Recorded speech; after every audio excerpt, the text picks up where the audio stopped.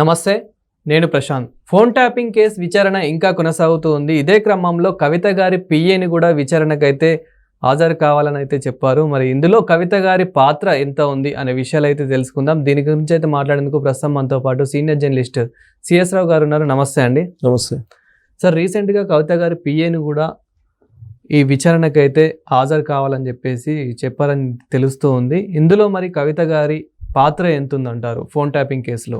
So phone tapping కేసులో కొత్త twist ఏంటంటే అనేక మంది ఫోన్లు ట్యాప్ చేశారు.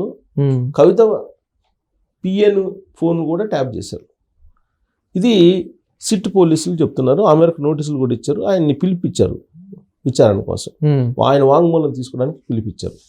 అంటే కవిత పిఏ ఫోన్ కూడా ట్యాప్ చేస్తున్నారంటే కవితను కూడా ట్యాప్ చేస్తున్నట్టే. యాక్చువల్గా హరీష్ రావు గారి ఇంట్లో వాళ్ళ సతీమణి ఫోన్ కూడా ట్యాప్ చేశారు అనేటువంటిది ఒక మూమెంట్లో వినిపించింది. అసలు ఈ ఫోన్ ట్యాపింగ్ అనేది ఎవరు ఫోన్ ట్యాప్ చేశారు, ఎవరు ఫోన్ ట్యాప్ చేయలేదు అనేది కూడా అర్థం కావట్లా. ఈ మొత్తం ఫోన్ ట్యాపింగ్ కేసులో రెండు భాగాలు. ఒకటేంటంటే ఆధారాలు లేనటువంటి విధంగా ఈ కేసును చేశారు. హార్డ్ డిస్క్లు అవన్నీ పడేశారు. రెండు ఏంటంటే ఒకే ఒక మెయిల్ దొరికింది పోలీసులకి, ఇప్పుడు ఇన్వెస్టిగేషన్ చేస్తున్నటువంటి సిట్కి. ఆ మెయిల్ ద్వారా 618 మందికి సంబంధించినటువంటి ఫోన్లను మేము ట్యాప్ చేయబోతున్నాం అని చెప్పి పంపించారు. ఎక్కడికి? కేంద్ర హోంశాఖ సెక్రటరీకి.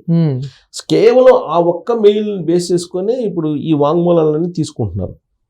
ఇప్పుడు పిలిచేటువంటి వాళ్ళని అనేక మందిని ఇప్పుడు పిలుస్తున్నారు కదా, ఎంపీలని, తర్వాత సెలబ్రిటీస్ని, వాళ్ళని పిలిచి వాళ్ళు వాంగ్మూలాలు తీసుకుంటున్నారు. ఎవరి ఫోన్లు అయితే ఆ మెయిల్ ద్వారా ఈ ట్యాపింగ్ చేస్తున్నామని చెప్పి పంపించారో వాళ్ళందరినీ పిలిచి వాంగ్మూలాలు తీసుకున్నారు. ఇప్పటికీ 243 మంది వరకు పిలిచారు. 243 మంది దగ్గర నుంచి వాంగ్మూలాలు తీసుకున్నారు.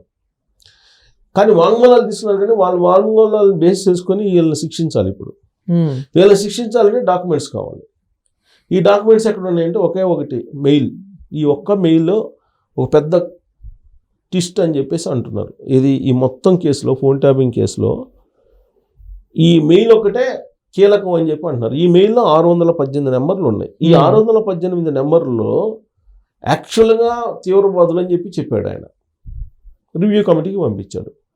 ఈ రివ్యూ కమిటీకి పంపించినటువంటి ఫోన్లో తీవ్రవాదుల నెంబర్లు కాకుండా కొండా విశ్వేశ్వరరావు, లేదంటే రఘునందన్ రావు, లేదంటే బండి సంజయ్ గారు, ఇలాంటి నేమ్స్, ఫోన్ నెంబర్స్ అన్ని దాంట్లో పెట్టి పంపించారు.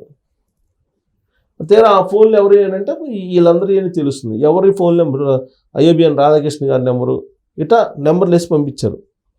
వాళ్ళు రివ్యూ కమిటీలో చెక్ చేసుకోకుండా ఈచ్ అండ్ ఎవ్రీ ఫోన్ నెంబర్ని చెక్ చేయరు కదా. ఇప్పుడు ఆయన SIB ఆ రోజున చీఫ్గా ఉన్నాడు కదా, SIB చైర్మన్ అయితే అనుమానించలేరు కదా. ఇప్పుడు పై అధికారి కింద ఉద్యోగిని అనుమానించడు కదా, తప్పు చేస్తాడని. అతను క్రాస్ చెక్ చేసి పంపిస్తారు అని చెప్పి అనుకుంటారు. కానీ సో అతను ఏం చేశాడు, వీళ్ళందరూ ఫోన్లు పెట్టారు. సో వీళ్ళందరూ ఫోన్లు పెట్టారు. ఇప్పుడు ఒక మెయిల్ పంపించారు సెక్రటరీకి. ఆ మెయిల్ ఒక్కటే ఆధారం ఉంది, మిగతా ఏమీ లేవు. మిగతా అన్నింటిని కూడా పెన్ డ్రైవ్ని కాల్ చేశారు, ఆ మూసీ నదిలో హార్డ్ డిస్క్లు వేశారు. కాబట్టి అదేమీ కనిపించలేదు. కానీ ఈ మెయిల్ ఒక్కటే కనిపించింది. ఈ మెయిల్లో ఈయన ఏం చేశాడు, ప్రభాకర్ రావు వీళ్ళని టెర్రరిస్టులు లేకపోతే నక్సలైట్ల కింద ఫోన్ నెంబర్ల కింద అని చెప్పి చెబుతూ వీళ్ళందరూ సోకాల్ నెంబర్లు, సెలబ్రిటీస్ నెంబరు, హీరోయిన్ నెంబర్లు, రకరకాల నెంబర్లన్నీ ఇచ్చారు. 618 నెంబర్లు ఇచ్చారు. ఇవి కాకుండా చాలామంది ఫోన్ ట్యాపింగ్ చేశారని అంటున్నారు. ఇక్కడ రెండు భాగాలు. ఒకటి ఏంటంటే ఇజ్రాయిల్ నుంచి నవీన్ కుమార్ అనే అతను పోలీస్ డిపార్ట్మెంట్లో పనిచేస్తున్నట్టు నవీన్ కుమార్, అది కేసీఆర్ గారి సామాజిక వర్గం. మొత్తం SIBలో మొత్తం కేసీఆర్ గారి సామాజిక వర్గం ఉన్నారండి. ఇంటెలిజెన్స్ మొత్తం కూడా కేసీఆర్ సామాజిక వర్గంతో నింపేశారు. సో వాళ్ళల్లో ఒకళ్ళు నవీన్ కుమార్. ఈ నవీన్ కుమార్ ఇజ్రాయిల్ నుంచి ఎక్విప్మెంట్ని కొనుగోలు చేశారు, ఫోన్ ట్యాపింగ్ ఎక్విప్మెంట్ని. ఆ అమౌంట్ ఆయన పే చేసినట్టు కూడా సిట్ పోలీసులు ఆధారాలు సేకరించారని చెప్పి తెలుస్తుంది. సో ఇదొక భాగం. ఇప్పుడు ఫోన్ ట్యాపింగ్ చేసింది, మెయిల్ ద్వారా పంపించింది, ఆ ఫోన్ నెంబర్లు ట్యాంపరింగ్ చేసింది, వాళ్ళకి కావాల్సిన నెంబర్లు వేసుకుంది అనేది ఒక భాగం. రెండేంటి, ఇజ్రాయెల్ నుంచి ఎక్విప్మెంట్ని కొనుగోలు చేసి ఆ ఇజ్రాయెల్ ఎక్విప్మెంట్ ద్వారా ఎవరి ఫోన్ నెంబర్లు ట్యాప్ చేయాలంటే వాళ్ళ ఫోన్ నెంబర్లు ట్యాప్ చేసేసారు ప్రైవేట్గా, ఇల్లీగల్గా. అనాథరైజ్డ్గా. సో అది ఎవరి ఫోన్లోనే ట్యాప్ చేయొచ్చు. అందుకే కదా ఇప్పుడు ఇజ్రాయెల్ ఆ ఎక్విప్మెంట్ ద్వారానే కొంతమంది హీరోయిన్ల ఫోన్లోనే ట్యాప్ చేసేసి, కొంతమంది ఇండస్ట్రీస్ల ఫోన్లను ట్యాప్ చేసేసి, సెలబ్రిటీస్ ఫోన్లను ట్యాప్ చేసేసి బ్లాక్మెయిల్ చేశారు అని చెప్పి అంటున్నారు కదా. ప్లస్ హీరోయిన్లని పలాని ఓట్ల హైయెత్ సూట్ నంబర్ చెప్పేసి అక్కడ రమ్మని చెప్తున్నారు కదా. అక్కడ రమ్మని చెప్పారు, విధులైన పరిస్థితుల్లో వెళ్లాల్సిన పరిస్థితి ఏర్పడింది, లేదంటే బ్లాక్మెయిల్ చేసి మీ ఫోన్లు బయట పెట్టమంటావా, మీ వీడియోలు బయట పెట్టమంటావా, మీ ఆడియోలు బయట పెట్టమంటావా అని చెప్పేసి భయపెట్టారు. సో భయపించేసి మమ్మల్ని బ్లాక్మెయిల్ చేసి హోటల్కి పిలిపించుకొని మమ్మల్ని శారీరకంగా అనుభవించారని చెప్పి చెబుతున్నారు కదా వాళ్ళు కొంతమంది. ఇప్పుడు ఆల్రెడీ 2 నోటీసులు ఇచ్చారు హీరోయిన్లకి. వాళ్ళ పేర్లు నేను చెప్పొచ్చు కానీ సరే నేను చెప్పదలుచుకోవాలి. 2 హీరోయిన్లకి ఆల్రెడీ నోటీసులు ఇచ్చారు, మీరు రాండి వాంగ్మూలం ఇవ్వండి అని. ఇప్పుడు వాళ్ళిద్దరు వస్తే పరిస్థితి ఏంటి అనేది ఆల్రెడీ ఇంతకు ముందే వీళ్ళిద్దరు హీరోయిన్లను వాళ్ళు బ్లాక్మెయిల్ చేసి వాడుకున్నారు, శారీరకంగా అన్ని మానసికంగా అన్ని రకాలుగా వాళ్ళని భ్రష్టు పట్టించారనేది వినిపిస్తుంది కదా. మధ్యలో కొండా సురేఖ గారు కూడా కొన్ని వ్యాఖ్యలు అయితే చేయడం జరిగింది ప్రముఖ కొన్ని హీరోయిన్స్ గురించి. ఇదే అంటే ఈ విషయం ముందే కొండా సురేఖ గారికి తెలిసే అవకాశం ఏమైనా ఉందంటారా? ఆల్రెడీ ఫోన్ ట్యాపింగ్ అనేది కేసీఆర్ గారు ముఖ్యమంత్రి అయిన తర్వాత 2014లో 2016లోనే బయటకు వచ్చింది. అది 2016లో ఆంధ్రప్రదేశ్ ప్రభుత్వంలో ముఖ్యమంత్రిగా అప్పట్లో చంద్రబాబు నాయుడు గారు ఉన్నారు. చంద్రబాబు నాయుడు గారు ఫోన్ ట్యాపింగే ఫస్ట్ చేశారు. ఆ ఓటుకు నోటు అప్పుడే ఫోన్ ట్యాప్ చేయడం ద్వారానే ఈ ఓటుకు నోటుకు సంబంధించినటువంటి అంశాలన్నింటినీ తెలుసుకున్నారు. ఎవరెవరిని వీళ్ళు పోయి ఓటు అడుగుతున్నారు. ఆ స్టీఫెన్సన్ దగ్గరికి రేవంత్ రెడ్డి గారు వెళ్ళారు. రేవంత్ రెడ్డి గారు వెళ్ళి అక్కడ ఓటు అడుగుతున్నటువంటి సందర్భంలో ఏసీబీ వాళ్ళు వెళ్ళారు అక్కడికి. ఏసీబీ వాళ్ళు వెళ్ళి మేము 50 లక్షలు పట్టుకున్నామని చెప్పేసి ఒక బ్యాగ్ను పట్టుకున్నారు కదా. ఇదంతా ఎలా అని అంటే ఆ రోజునే ఫోన్ ట్యాపింగ్ అనేది బయటకు వచ్చింది. అందుకే ఆంధ్రప్రదేశ్ ప్రభుత్వం అప్పుడు కేసీఆర్ మీద, తెలంగాణ ప్రభుత్వం మీద కేసు నమోదు చేసింది. ఎంక్వైరీ ఫర్దర్గా వెళ్ళలేదు కానీ కేసు నమోదు చేసింది. ఆ రోజు నుంచే ఫోన్ ట్యాపింగ్ ఉంది. ఆ రోజు ఎలా ఫోన్ ట్యాప్ చేశారంటే ఇల్లీగల్గా చేశారు. నేను ఇందా చెప్పాను కదా, ఇజ్రాయెల్ ఎక్విప్మెంట్ని తీసుకొచ్చి ఇజ్రాయెల్ ఎక్విప్మెంట్ ద్వారా అన్అఫిషియల్గా ఎవరికి తెలియకుండా ఎవరిని కావాలంటే వాళ్ళని ఫోన్ ట్యాపింగ్ చేసేసి బ్లాక్మెయిల్ చేశారు. సార్ ఇదంతా పక్కన పెడితే కనుక ఇప్పుడు కవిత గారు పిఏది ఫోన్ ట్యాపింగ్ చేశారంటున్నారు కాబట్టి అప్పుడు కవిత గారు జాగృతి బీఆర్ఎస్ వేరువేరుగా లేరు, ఓన్లీ బీఆర్ఎస్ గానే ఉన్నారు. సో అంటే కవిత గారికి తెలియకుండానే ఇదంతా చేశారంటారా? కవిత గారు ఫోన్ ఎందుకు ట్యాప్ చేసి ఉంటారని అంటే నాకు గుర్తున్నంత వరకు అప్పట్లో బీజేపీ వాళ్ళకి సంబంధించి కొంతమందిని ఫామ్ హౌస్లో ఫోన్ ట్యాప్ చేసేసి వాళ్ళని పట్టుకున్నారు. ఏసీబీ వాళ్ళు పంపించారు. ఓటు నోటు కేసులో ఏ విధంగా అయితే ట్రాప్ చేశారో సేమ్ అదానే ఓటు నోటు కేసు తరహాలోనే ఫోన్ ట్యాపింగ్ చేసి కొంతమంది బీజేపీ పెద్దలు వచ్చి ఇక్కడ బీఆర్ఎస్ పార్టీ ఎమ్మెల్యేలను కొనుగోలు చేస్తున్నారనే ఉద్దేశంతో ఏసీబీ వాళ్ళని పంపించారు. అప్పుడు ఒక స్వామీజీతో పాటు బిఎల్ సంతోష్ అని బీజేపీ ప్రధాన కార్యదర్శి, చాలా కీ లీడర్. మనం అమిత్ షా, నరేంద్ర మోడీ గురించి మాట్లాడుకుంటాం కదా. నరేంద్ర మోడీ గారు, అమిత్ షా గారు తర్వాత ఈ బిఎల్ సంతోష్ అన్న అతను పవర్ఫుల్. ఆయన్ని కూడా జైల్లో పెట్టాలని చూశారు ఫోన్ ట్యాప్ చేసి. ఆ మూమెంట్లో ఎందుకు ఫోన్ ట్యాప్ చేశారనంటే కేసీఆర్ ప్రభుత్వాన్ని పడగొట్టడానికి బీజేపీ వాళ్ళు ప్రయత్నం చేస్తున్నారు, ఏక్నాథ్ షిండేని క్రియేట్ చేయబోతున్నారు అని చెప్పి. అప్పట్లో కవిత కూడా బీజేపీ వాళ్ళతో టచ్లోకి వెళ్ళింది అనేది ఒక అనుమానం. ఎవరికి? వాళ్ళ నాన్నకే అనుమానం. అందుకే కవిత ఫోన్లు కూడా ట్యాప్ చేసి ఉంటారు, కవిత పిఏ ఫోన్లు కూడా ట్యాప్ చేయించుంటారు అని చెప్పేసి అనుకోవడానికి అవకాశం ఉంది. ఎందుకంటే బీజేపీ వాళ్ళతో టచ్లో ఉన్నారు. కవిత చెప్పింది ఒక మూమెంట్లో, బీజేపీ వాళ్ళు నాకు టచ్లోకి వచ్చారు, నన్ను అడిగారు ముఖ్యమంత్రిగా నిన్ను పెడతాము, మరి గవర్నమెంట్ని పడకూడదాము అని చెప్పి యాంగిల్లో నాకు కొన్ని ఫోన్లు వచ్చాయి అని చెప్పి అప్పట్లో చెప్పారు ఆవిడ. అంటే అప్పటి నుండే కల్వకుంట్ల ఫ్యామిలీలో విభేదాలు మొదలయ్యాయి, అప్పటి నుండే విభేదాలు ఉన్నాయి.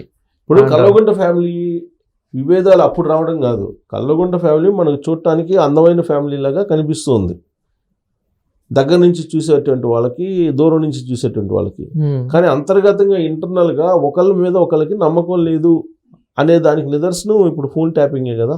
అవును. సో కాబట్టి అక్కడ ఎవరు ఫోన్లు ఎవరు ట్యాప్. ఇప్పుడు ఆమె అంది కదా ఈ మధ్య కేసీఆర్ చుట్టూ దెయ్యాలు ఉన్నాయని. కవిత అన్నారు కదా కేసీఆర్ చుట్టూ దెయ్యాలు ఉన్నాయని. సో అలాంటప్పుడు ఒకళ్ళ మీద ఒకరికి అపనమ్మకం ఉంది అక్కడ మొదటి నుంచి. ఇప్పుడు కాదు, మొదటి నుంచి అపనమ్మకం ఉంది.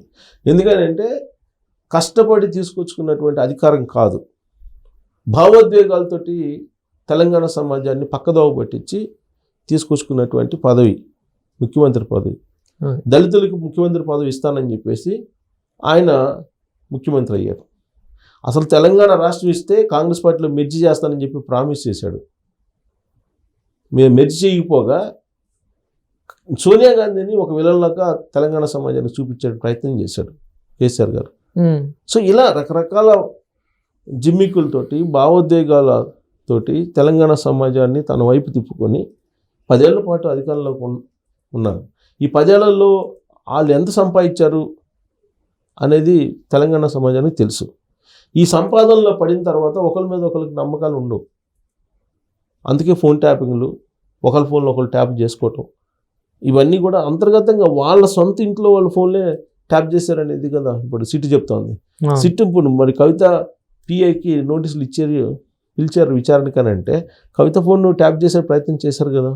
అంటే తండ్రికి కూతురు మీద నమ్మకం లేదు, కూతురికి అన్న మీద నమ్మకం లేదు, అన్నకి బావ మీద నమ్మకం లేదు, బావకి బావమరిది మీద నమ్మకం లేదు.